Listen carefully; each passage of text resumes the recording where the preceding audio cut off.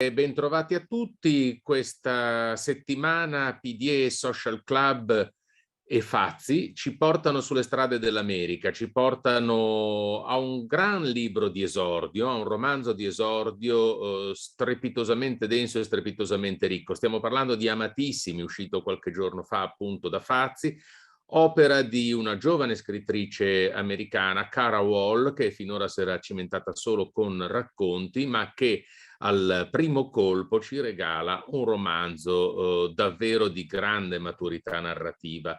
Ma a intervistare Cara Wall, a chiederle dei suoi 4 personaggi principali, 2 coppie, della loro amicizia che dura 40 anni, dell'America tra gli anni 50 di Eisenhower e gli anni 70 e poi 80, e di tutta la storia che passa tra queste persone e nel paese, visto dalla specola del New England, vista dalla specola di New York, del Greenwich Village, ma anche di Harvard, insomma un'America molto romanzesca e molto frequentata dal romanzo. Una bravissima intervistatrice come Marta Perego, a cui lascio immediatamente la parola mentre io mi consegno al pubblico. Buona serata e buon ascolto a tutti.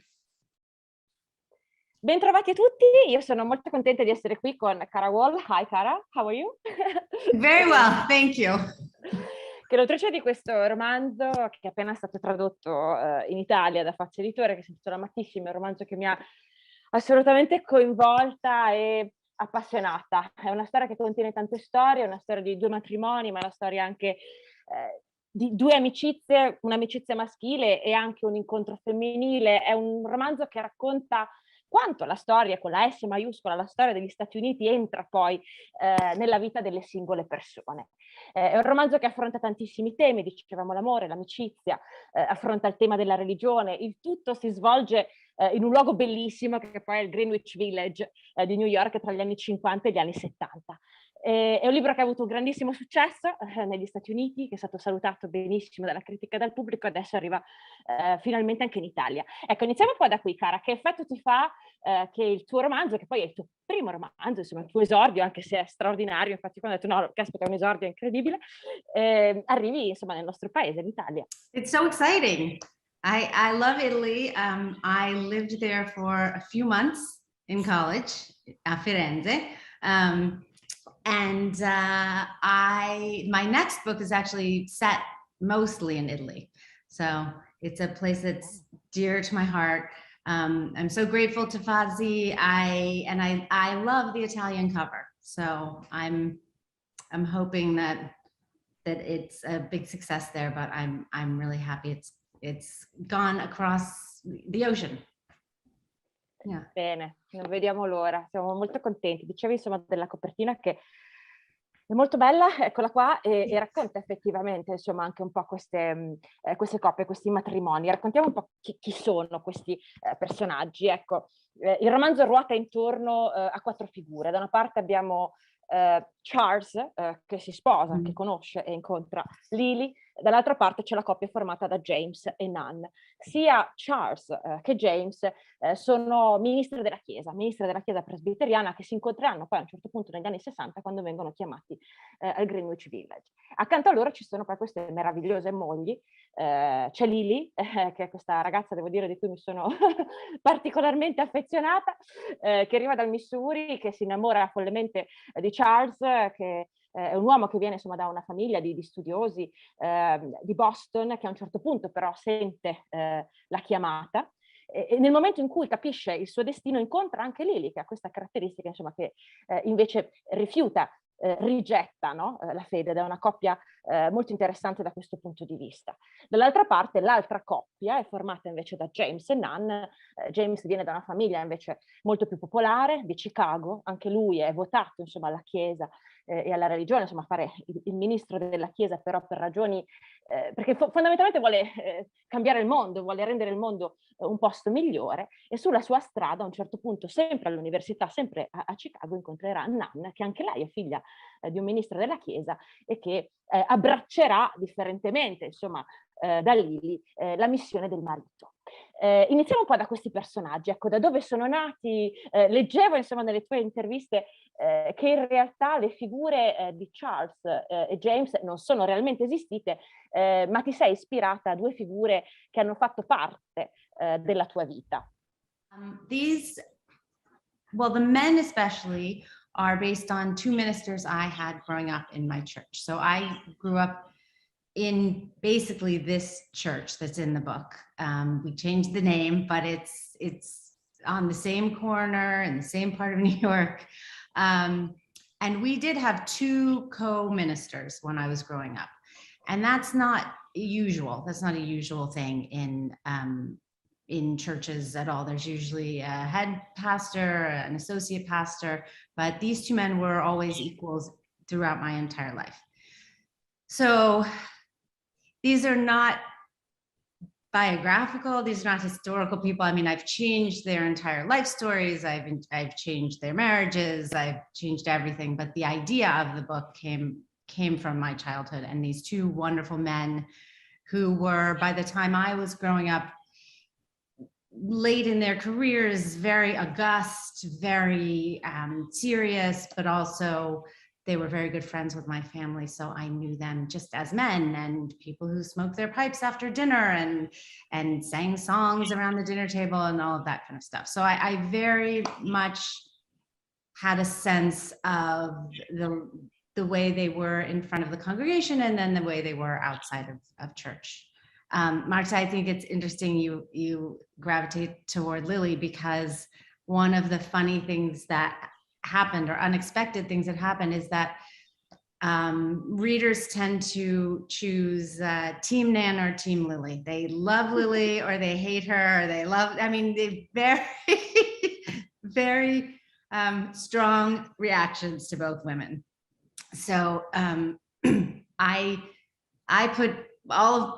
sort of apportioned out half of my faults to one of them and half of my faults to the other. So, but I like Lily too. So she was the hardest one to write, but I think she's the most New Yorky. So I like her because I grew up here too. Yeah.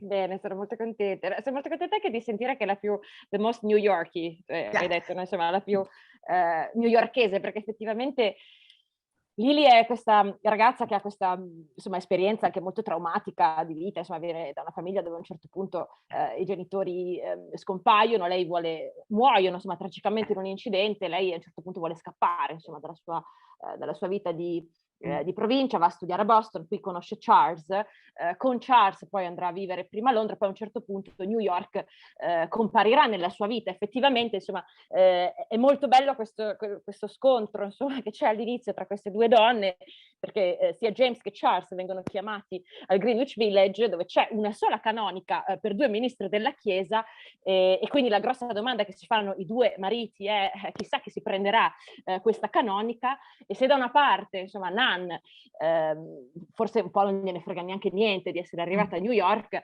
dall'altra invece abbiamo Lily che rimane completamente stravolta e affascinata da questa città che poi figuratevi negli anni 60 è piena di cose, e quando alla fine si devono decidere su quale dei due dovrà occupare la canonica, faccio un piccolo spoiler, sarà l'unico spoiler che faccio insomma rispetto al libro, Lily dirà ragazzi non avete capito niente, cioè a me va benissimo anche abitare da un'altra parte, io voglio vivere assolutamente la città, e lei è un personaggio straordinario. Secondo me tu, Cara, attraverso queste due figure di donna però ti sei anche molto divertita e messa alla prova nel raccontare le facce diverse, no? della femminilità e anche dell'essere moglie, o comunque del far parte, no, di una partnership insieme ad un compagno. So I think the 60s everywhere were really interesting times. So my parents came to New York in 1965, and it was just in the Greenwich Village, you had people who were protesting, people who were trying out entirely different lifestyles, and yet it was still not too far away from a time when things were still very conservative. And I think it's it's natural, or it was a natural time there where there was a clash of cultures. Lily wanted to get out of something, right? She wanted to get out of her very small town. She wanted to get out of her trauma. She didn't want to have to live where her parents died. She came from a very big family, and she just wanted to do her own thing and get away. Nan didn't want to leave. Nan would have been very, very happy to stay in Mississippi and to be married to a minister and to live that very gentle life that she had been brought up in. But they married men who wanted to do something very different. So I feel bad for Nan. I think you mentioned the house that's connected to the church. That was really what Nan clung on to feel like this was the life I thought I would have when I married a minister. And it was, the women don't like each other. I mean, like from the very first minute they meet, they don't like each other. And that decision about the house is, I think, the first thing they agree on, maybe the only thing they ever agree on, because Lily does not want to live there and Nan desperately does. So that's sort of the end in the book of when the people meet and get to know each other. And so there's a moment of, oh, okay, everything's going to be okay because we figured this problem out. I think their two marriages are very different from each other, but I also think each person in each marriage has a totally different idea of marriage from their spouse. And then the two couples have very different marriages. I feel a little bad for Nan. I think she came to New York in a time where the city was leaving her moral code and her lifestyle. They were leaving it behind, and she had a really hard time catching up. But she ends up being a very good support system for the people in her life. But I think I sometimes, when I was writing her, I felt a little bad for her. Meanwhile, I was like, go Lily, do everything in New York. But yeah, I hope that answers the question. I don't know, it's, the whole book is about their marriages, so it's hard for me to say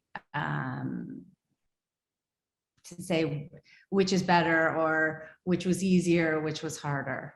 But I do think the two female characters really express the clash, the change in the culture in New York in the 60s.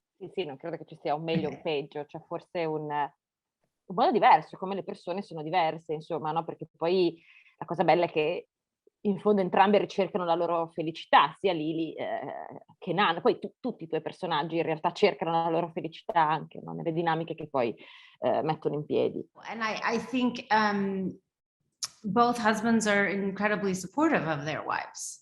So there's not really a clash of personalities in the marriages. It's just a clash of goals, maybe. But I do think, I wouldn't say I've never thought of whether the characters in my book were searching for happiness. I think we're all searching for happiness. I think they are given much more than they can handle in the beginning of the book. They just have a life they didn't expect. And I sort of saw it just more as, much of the book is just, how can we achieve some sort of equilibrium? Like, how can I just deal with what's being handed to me?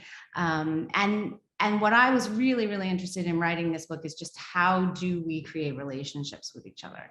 So how, like, I often think about friendship and I think, well, I met you at my child's school and we had lunch and we had coffee, and then 25 years later, we're still friends. And how did it happen? Because it kind of goes by quickly. And how did I become very close to you and not to this other person in my friend group? And that's something that's fascinating to me, and how we, just how those small moments and the ways that we decide to open up to each other. And then when we find people who will open up in the same way, just how that creates a life. And so instead of thinking of how can we be happy, I just thought all of the time in this book, how can we be connected? How can these people be connected? How can we all be connected with each other? And just how does that happen? So I tried to get really, really specific and sit for a long time with each character and figure out at what point did they decide to trust each other and why, and even when they didn't want to, because they really needed it. And that was what really fascinated me. That was really what compelled me to write the book and what fascinates me the most. Dicevamo, insomma, tutte queste connessioni poi avvengono in un posto magico che è appunto e anche mitico, ecco, il Greenwich Village degli anni 60. Ecco, ci racconti qualcosa di più di questo posto? Insomma, quando noi quando pensiamo al Greenwich Village pensiamo appunto alla Beat Generation, ai locali dove Woody Allen per la prima volta si esibiva. Ecco, che cos'era il Greenwich Village negli anni 60? Yes, I can try. I mean, I wasn't here in the 60s, but I grew up in Greenwich Village, and my parents came here when they were 25. They had just been married, and they moved into graduate school housing at NYU, which is right in an apartment building right by Greenwich, right by Washington Square Park. So my parents both grew up very religious in very small towns. I think my mother's town had, it's not like 120 people in it. It was very, very small. So they both wanted to have a big adventure in life. And I think they just found the biggest adventure. My mother grew up on a farm. My father grew up in a very small town in Oklahoma, and they arrived in New York, and it just kind of blew their minds. So I think it was just a time where people found a place that they could be free, or felt they could be free. I mean, obviously there was a lot of struggle at the time, but it was a place full of artists, a place full of musicians, a place full of writers, for sure. And there was a sense that people were doing something new here. People could be themselves, but also just break a lot of the boundaries that had been set up for them. I don't quite know why it happened in actual Greenwich Village, but it did. It was a very exciting time. I grew up in New York City in the 70s, which was not such a great time. City had no money, but city had no money.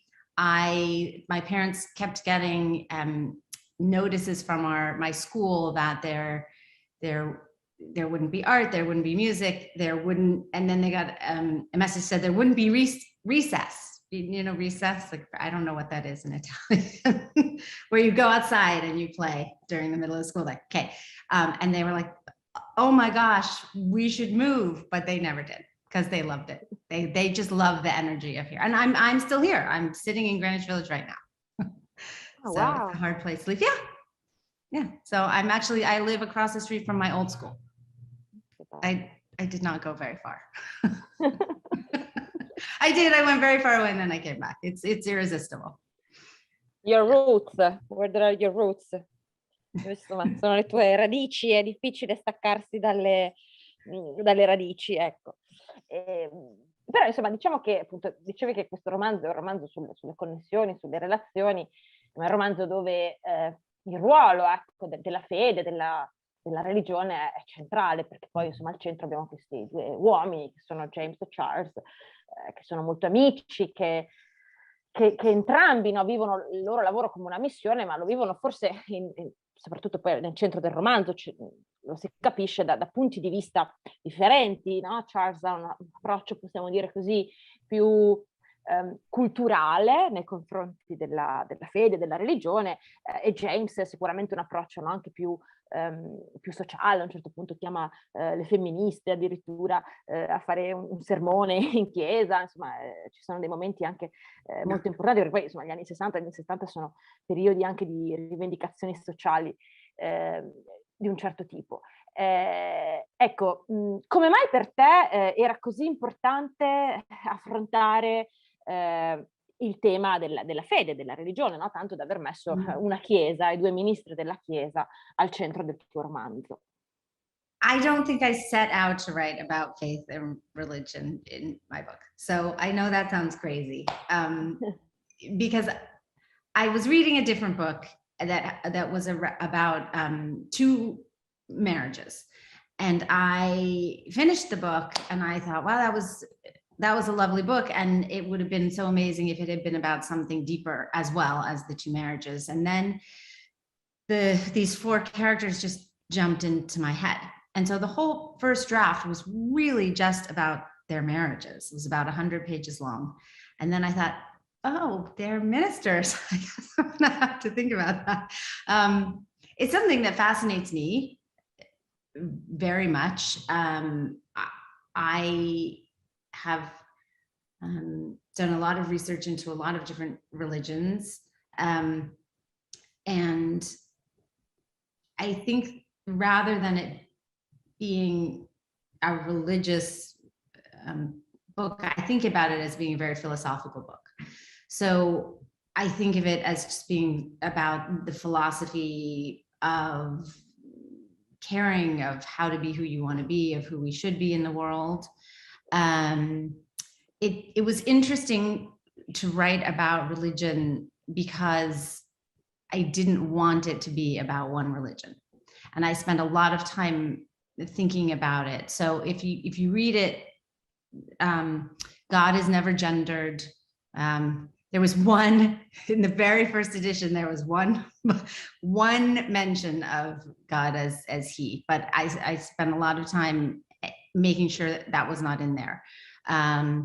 I did not put in quotes from the Bible. I didn't put in religious quotes, which I have been criticized for. But every time I put them in, it felt like it made the book very small and just about this one church and just about this one religion. And I really wanted it to be just a place where people could think about their beliefs and think about which one of these characters they gravitate to most, and how would they have lived their life differently if those people had been their ministers or their advisors in some way. So I thought very, very hard about it. And it was actually a very meaningful experience for me in my life, because I stretched my mind and my understanding of religion in a way I wouldn't have if I hadn't written this book. But the other thing that was wonderful for me is that people that I also didn't expect, because I'm not an expert in this, but people would come up to me and say, can I ask you a question? I don't have anyone else I can talk to about religion. I have a very good friend who is married to a devout atheist. And she said, can we please just go have a long lunch and I can tell you everything I think about God, because I can't tell anybody else. So I realized when I was writing it that there is a real thirst for conversations about religious experiences or spiritual experiences that aren't necessarily linked to a certain religion, that people really want to talk about that. I'm not sure that answered your question, but that... La cosa che mi veniva in mente mentre parlavi è che sì, cioè forse non è un romanzo su... Ho capito quello che intendi quando dici non è un romanzo su... Non pensavo alla religione o alla fede, pensavi giustamente a dei personaggi, no? Però quello che arriva al lettore è, almeno a me è arrivato, perché ogni personaggio crede in qualcosa, cioè quanto credere in qualcosa, quanto avere degli ideali che possono essere ideali più sociali, nel caso di James, culturali, nel caso di Charles, ma anche di Lily, perché anche Lily crede tanto, no? Nella cultura, dove si incontrano con il marito, possono in qualche modo segnare la tua vita, cambiare la tua vita e cambiare la vita anche delle persone che hai intorno e di una comunità, come può essere quella del Greenwich Village. Cioè io questo ci ho visto tanto anche, no? Come, chiamiamolo così, come messaggio dietro le storie di questi personaggi. No one's ever put it that way before to me, that what you can believe in. I think I agree, it's very true. And I'm just thinking about the characters and their arcs, that they they end up believing something different at the end of the book than they do at the beginning, and each of them. And that's an interesting idea. I mean, it's obvious, and so I'm feeling kind of embarrassed. I haven't thought about it in the context of my own book, but yeah, I think I'm thinking, as you said that, about the ways that the characters, what the characters believed, what each of the characters, how each of what the characters believed affected the people around them. Obviously, that was what you said. I don't know. I feel like what I hope for in life is that what people believe in is going to affect everybody around them. It's going to affect the world. It's going to affect the way you treat people. And now I'm just thinking about what's happening in the world today. So I think it's important. See, you're enlightening me today, Marta. I think I am just feeling how important it is to really decide what you believe in, and not be swayed by maybe the culture of New York in the 1960s if you don't want to be, and maybe not swayed by materialism today, and to really think, who do I want to be in the world? So that's more how I think of what I believe in, is just who do I want to be in the world. I'm generally very wary of taking hard stances and things. I'm a Libra. It's not very good. I just kind of I don't go from one to the other, but when I think about what I believe in, it's more like, who do I want to be? And so what do I want to lead with? I'm not sure that that's what my characters do. They believe very strongly in things. So I have to think about that a little bit. I mean, you're right. What you believe in affects everybody around you. And I just had you kind of blew my mind there for a minute. Yeah, it was a very interesting journey for me to sit with the character. So when I write, I don't move my characters around on a chessboard. I don't sort of say, oh, let me see what trouble I can put you in now. I really sit with them. And the way that I write a scene is that I sit with each character and I think, what does this person really want in this moment, really, really want? And what does this person really, really want? And the scenes where they totally agree don't generally show up in the book because they're not very interesting, but the ones in which they disagree are very interesting. So I did spend a lot of time with these characters thinking, Lily, what do you really want? She was the hardest. Charles is easy. He knows what he wants. It's Lily. So I guess that's a way of thinking about what people, what matters to people. That's how I would do it. What matters to people and why it matters to them. Sorry. That was a long answer to a short question. Allora è stata molto interessante. Poi vabbè, sono bilancio anche io. I'm also a Libra, so good. I can understand you. Yay. Yeah. E quindi adesso non ti chiederò what's better for you, no, ti chiederò questo in realtà, cioè è molto interessante quello che dicevi sul rapporto con i personaggi, no? Che chiedevi a ogni personaggio che cosa effettivamente vuoi fare adesso, perché poi appunto i personaggi si muovono all'interno del tuo romanzo ed è il motivo per cui appaiono anche così reali, insomma sono delle persone quasi, no? Più che dei personaggi. Leggevo che insomma tu questo libro, che insomma è il tuo primo romanzo, ha avuto una gestazione abbastanza lunga, no? Nella tua vita, ovvio che non hai scritto tutti i giorni per 14-15 anni, però appunto leggevo che hai abbracciato tanti anni della tua vita al pensiero di questo romanzo. Ecco, com'è nata la voglia di scrivere e se secondo te questo averci messo così tanto tempo, no? nel pensare, nel costruire questi personaggi, poi ti ha portato a costruire dei personaggi anche così reali e così sfaccettati. Marta, do you mean writing this book? When did the desire to write this book come, or when did I want to be a writer? Both. Yes, both. Yes. Okay. It's your first book, no? It's my first yes. book. I read that you took 14, 15 Yeah. years writing it. Yes. Okay. So I have wanted to be a writer all my life, since, but really since I was 15. I was given a book called Writing Down the Bones by Natalie Goldberg, and I was sitting in it was the textbook for my first creative writing class. I was 15, and I got the book, and I went and I sat in the school library and read it all the way through. And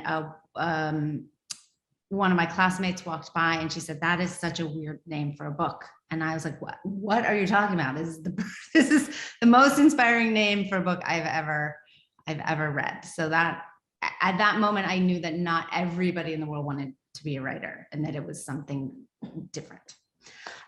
This book took me so long to write because I started it, I had an agent, then I got divorced, then it was very hard to write about marriage in the middle of getting divorced. And then I was raising my child, so I was also teaching. So I wrote most of it during summers, during my summer vacations. So it could have been written quicker, but just my life sort of intruded on that process. I do think that sitting with it for so long and living with so long made it a much deeper book. I think if I hadn't had 9 months between each draft, it would have been less insightful. Maybe not necessarily about the characters or their relationships, but about faith and the nuances of it, because I grew so much in those 15 years, and I understood so many different things. I think Lily's relationship with her children would have been very different if I hadn't taken time to be with my daughter, or just if I hadn't seen her grow up while I did that. So in a way, it's very good. In a way, it was very frustrating. But I sold, so it really, it took me about 13 years. I'll say that, yeah.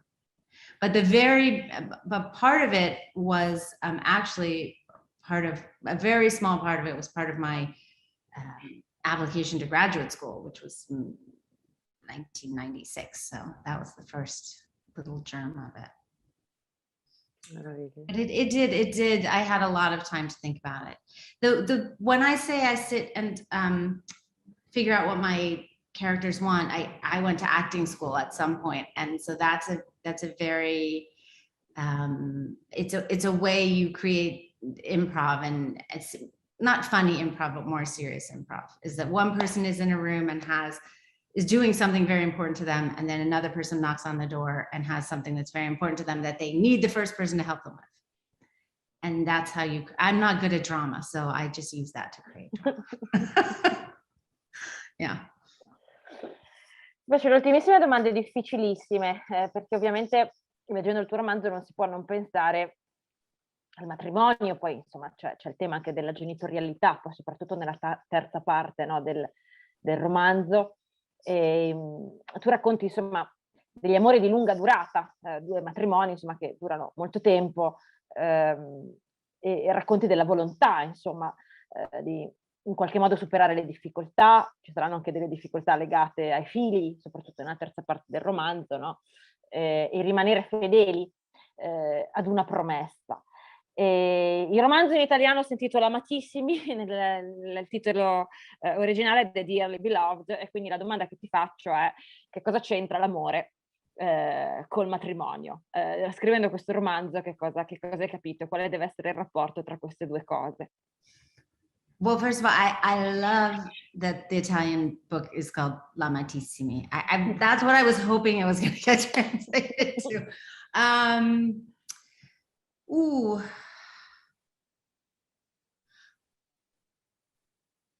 I think, I know what I think, so I just have to take a minute. I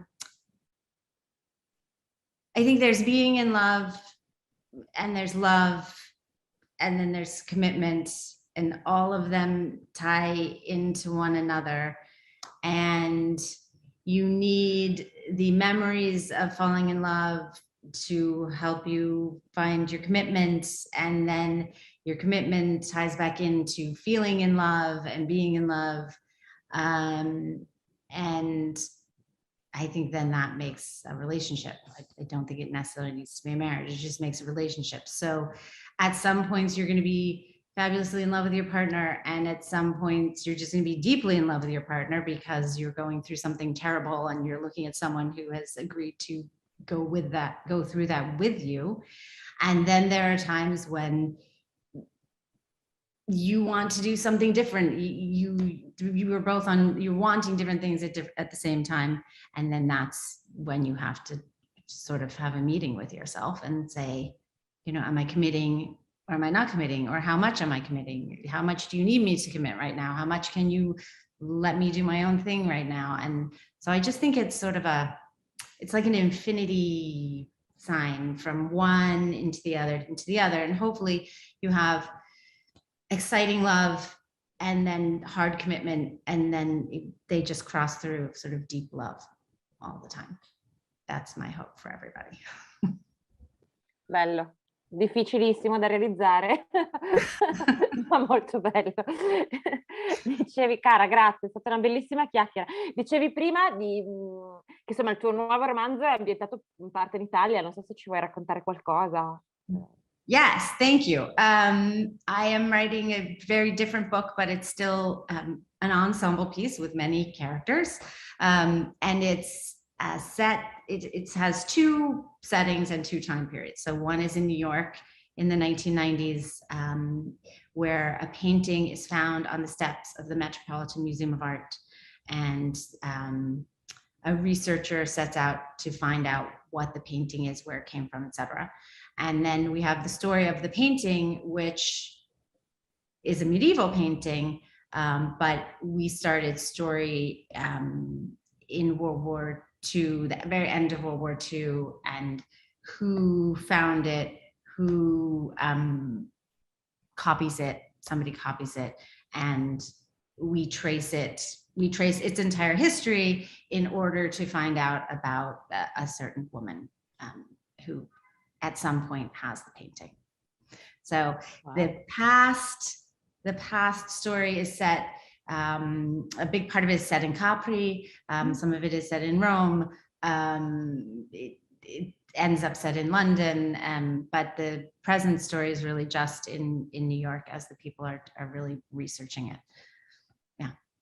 Wow, non vediamo l'ora di leggerlo, Cara, però intanto leggevo Amatissimi, che è appena arrivato in Italia, Fazi Editore, eccolo qua.